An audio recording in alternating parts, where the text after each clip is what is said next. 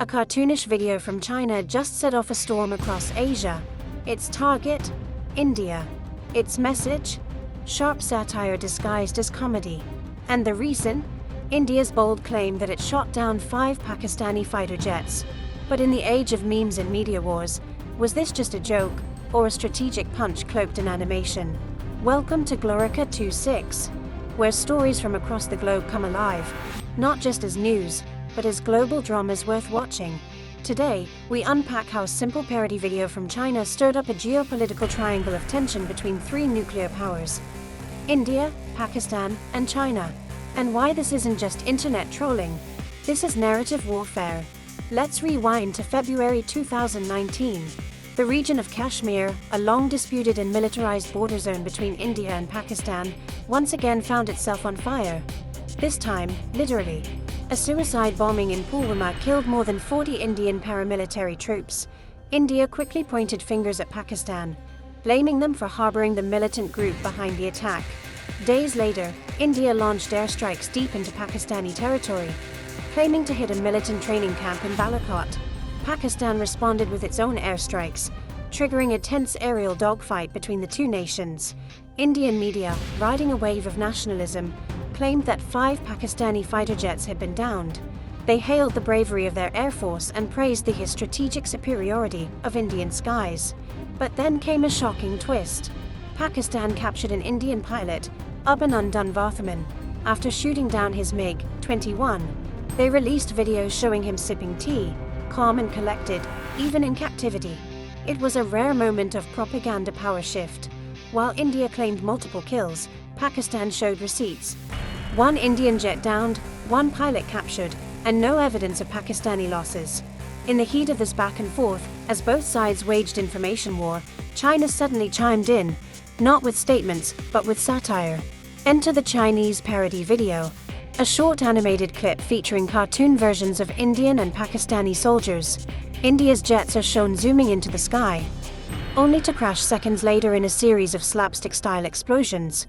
One scene shows an Indian soldier confidently announcing, "We have shot down 5 Pakistani jets," only to be immediately crushed by debris from what turns out to be his own aircraft. Cue laugh track. Cue sarcasm. The characters are exaggerated caricatures. The music is intentionally over the top. But the message? Crystal clear. China was mocking India's narrative, and they wanted the world to see it. The video went viral. Fast. Chinese netizens shared it across Weibo and TikTok. Pakistani users picked it up and spread it like wildfire.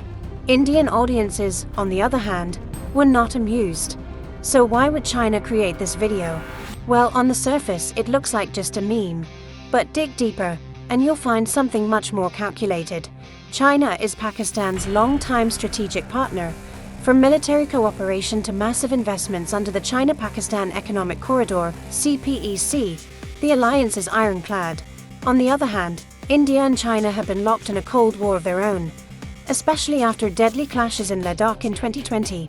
By mocking India's military claims, China wasn't just trolling, it was signaling allegiance. It was undermining India's credibility, not through bullets, but through pixels. This wasn't just some fan-made animation. Analysts believe it was produced by pro-government creators, possibly even with state backing. China has a history of using satirical cartoons to push geopolitical narratives. They've done it against the US, Australia, and Canada. Now, India joins the list. And the fallout. India's media and political class were livid. Several commentators called the video propaganda trash. Some demanded that India retaliate, not militarily, but diplomatically. But there was no official government statement. Perhaps India understood that responding to a cartoon might make things worse. Or perhaps it was a strategic silence, refusing to validate the video's existence. In Pakistan, however, the reaction was quite the opposite.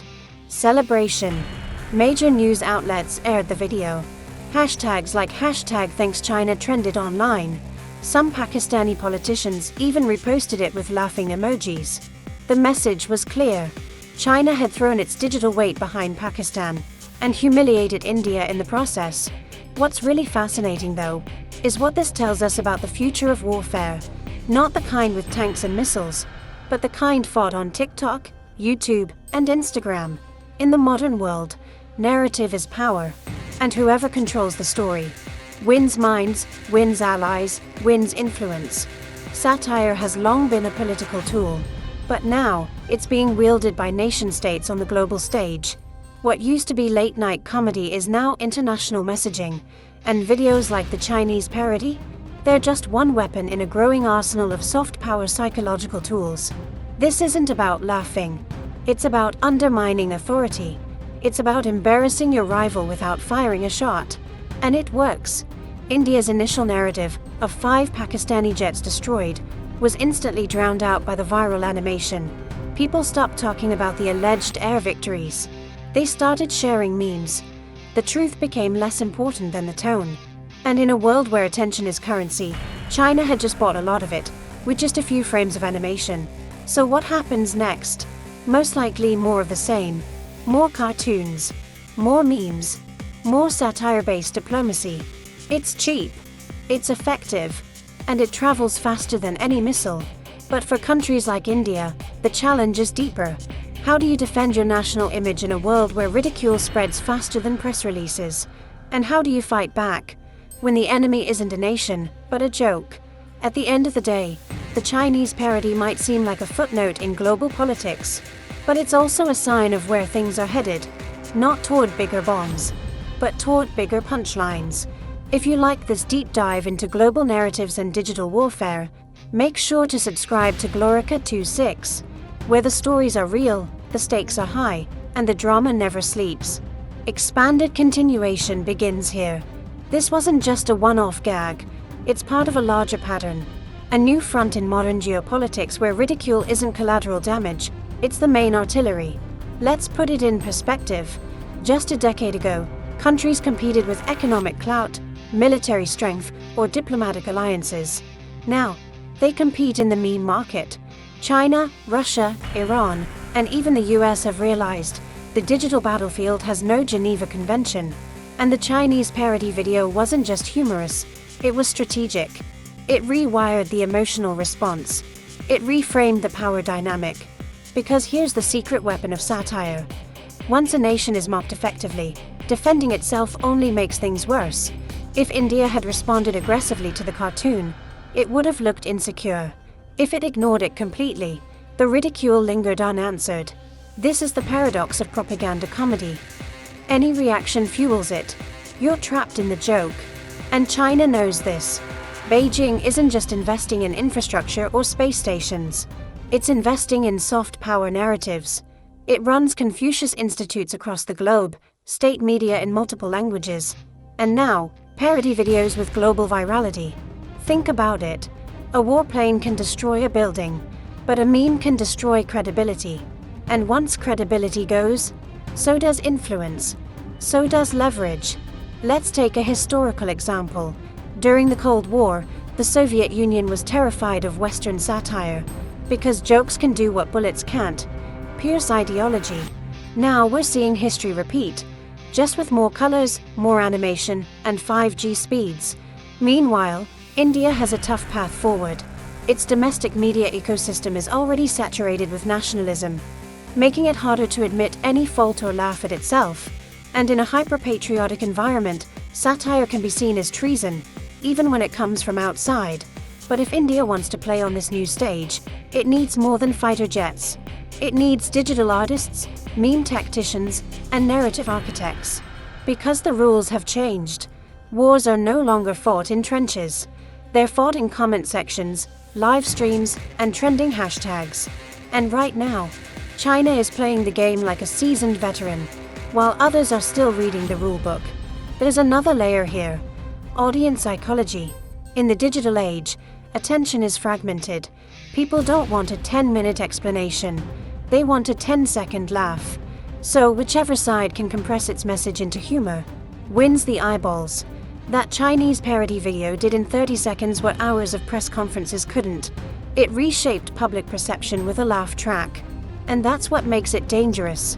Because humor disarms. It lowers critical thinking.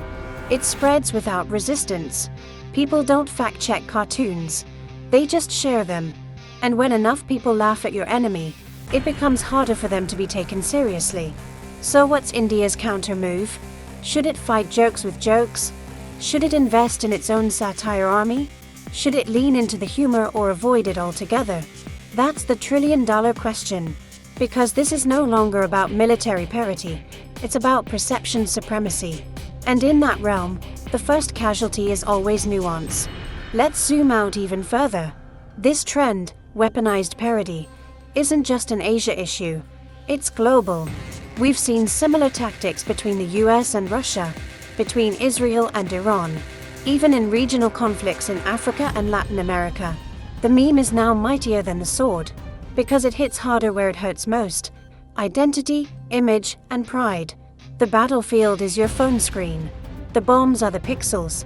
And the battalions? They're anonymous meme accounts, satirical video studios, and AI-generated mockeries. This is no longer about facts, it's about feels.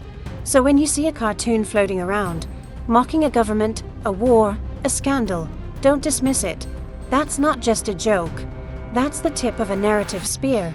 And the world powers know it. They're investing, not in more aircraft carriers, but in faster servers, shopper riders, and virality consultants. That's where the real power lies now, not in the strength to attack, but in the ability to mock strategically. If the 20th century was the century of nuclear deterrence, then the 21st century might just be the century of viral deterrence. No one wants to be the next punchline. No leader wants to wake up and find themselves trending. Not for policy, but parody. And yet, that's where we are, in a world of serious stakes, serious weapons, and seriously silly battles. And as always, Glorica 26 will be right here, tracking every frame, every jab, every silent war waged with laughter. Because in this world, the drama doesn't need a script. It just needs a meme.